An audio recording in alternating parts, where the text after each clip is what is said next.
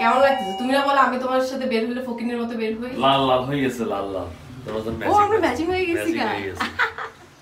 আসসালামু আলাইকুম। তো চলেন আজকে আপনাদের সাথে একটা গল্প শেয়ার করি, আমি থেকে আমি হয়ে যাওয়ার গল্পটা আর কি। তো আপনারা অনেকেই আমাকে জিজ্ঞাসা করছেন যে আপু আপনার ডাইনিং টেবিলটা কোথা থেকে বানিয়েছেন, কত নিয়েছে, অনেকগুলো কোয়েশ্চেন।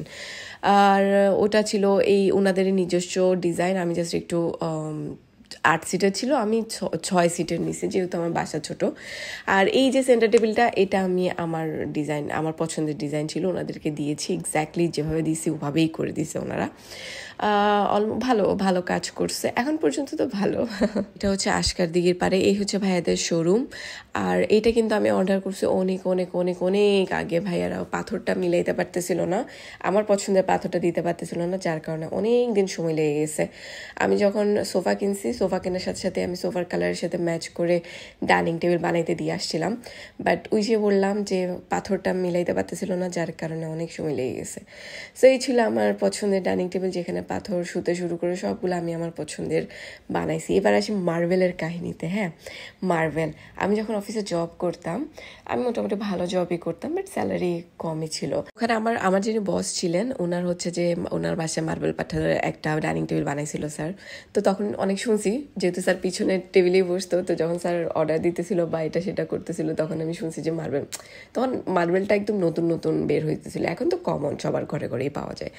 তো স্যারদের বাসায় একবার গিয়েছিলাম আমরা কোনো একটা কারণে। স্যারের ওয়াইফও মাশাআল্লাহ এত ভালো, এত লক্ষ্মী একটা মানুষ। তো তখন দেখেছিলাম মার্বেল পাথর, তো আমার কাছে এত বেশি ভালো লাগছিল, কারণ মার্বেল পাথরটা অনেক ঠান্ডা। আমি ধরার সাথে সাথে এত ঠান্ডা কেন, মানে অনেক পাথর জিনিসটা কিন্তু অনেক ঠান্ডা হয়, তো আমার কাছে অনেক ইউনিক লাগছিল। আর আমার এত এত পছন্দ হয়েছিল, মানে আমি এক্সপ্রেস করতে পারিনি। বাট তখনও মানে পছন্দ হয়েছে ঠিক আছে, কিন্তু যেহেতু ওইটা আমার সামর্থ্যের বাইরে ছিল, কখনো আমি চিন্তাও করি নাই যে আমি কখনো মার্বেল পাথরের টেবিল বানাবো, এটা আমি কখনো কল্পনাও করি নাই। তার কারণ হচ্ছে যে আশাও করি নাই, কারণ যেটা আমার ওটা আমার অকাতের বাইরে ছিল, আমার সামর্থ্যের বাইরে, সো সেটা আমার চিন্তা করার কোনো মানেই হয় না। বাট আলহামদুলিল্লাহ, আল্লাহ তালা হয়তো ওই দিনই কবুল করে নিয়েছিল, এই জন্যই আমার ঘরেও দিয়ে দিছে আল্লাহ তালা। আসলে আপনি কোনো ইচ্ছা থাকলে ওটাকে চাইবেন, আল্লাহর কাছে চাইবেন, আল্লাহর কাছে চাইলে পাওয়া যায়, সবই পাওয়া যায়। তো এই আমার বহু প্রতীক্ষিত আমার টেবিল চলে আসছে। আর আমি বাসায় এগুলো সেট করে ফেলতেছি। আর শুধু ডাইনিং টেবিল না, আমি কিন্তু সেন্টার টেবিলটার উপরেও পাথর দিছি। সেন্টার টেবিলের পাথরটা আমার ড্রয়িং রুমের সাথে ম্যাচ করে দিছি ইনশাল্লাহ। এখন তো কাভার টাভার করা, ঈদে একটা ভালো করে ভিডিও দিব, ফুল রুমের ভিডিও দিব ইনশাল্লাহ।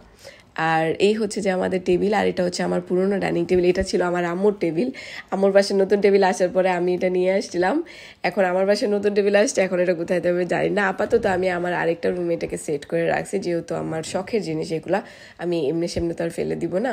আপাতত আছে, ঈদের আগে ইনশাল্লাহ সরাই ফেলবো। এখন আমাদের নেক্সট টার্গেট হচ্ছে পিছনে যে শোকেসটা আছে, ওটা আমার টেবিলের সাথে যাচ্ছে না, তো আমরা চাইতেছি যে ওটাও একটু চেঞ্জ করে ফেলবো আর কি। কি রে সনি, কি আনছো এটা? ও দেখার মতন, কিন্তু ওই কর্নারেরটা আমার ভালো লাগতেছে না এখন, শোকেসটা। শোকেসটা আচ্ছা 2 মাস পর, 2 মাস পর, এখন না 2 মাস পর।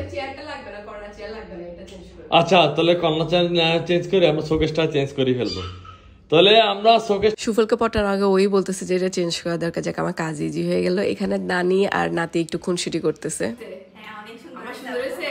বসো, বসে দেখো গদিগুলো কি নরম। বসো বসো, বসতে হবে না, তুমি আবার তুলে দিবা, আমার বিশ্বাস নাই তুমি যে সোসা সোসা রাখা রাখা বিচার। সমস্যা নাই, এখন বসো, আরেকবার কাভার নিয়ে এসো। বসতে আরাম না? হ্যাঁ বয়, আরে বসো, সমস্যা নাই, খালি কাভার কিনে দিও এক জোড়া। আমি বই না, বসো বসো, নরম নরম, বসো। আচ্ছা বসছি, নরম না? হ্যাঁ, এবার উঠে যাবে তাতে। আর আমার এই জিনিসগুলোতে আমার যতটা না খুশি হয়, মানে খুশি লাগে, তার চেয়ে বেশি খুশি হয় আমার আম্মা। আমার মানে প্রত্যেকটা স্বপ্ন পূরণের পিছনে আমার আম্মার অনেক অনেক অনেক অবদান। আম্মা ছাড়া এগুলো পসিবলই হইতো না, একদম সম্ভব ছিল না।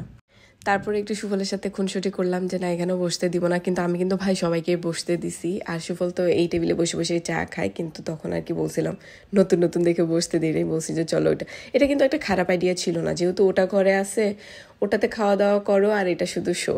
এটা কিন্তু ভালো একটা আইডিয়া ছিল, বাট ওরা কেউ আমার কথা মানলো না, নতুনটাতে বসে খাইতেছে। আচ্ছা থাক, কি আর করবো, নতুনটাতেই তাদেরকে এখন আমি খাওয়া দাওয়া করাই।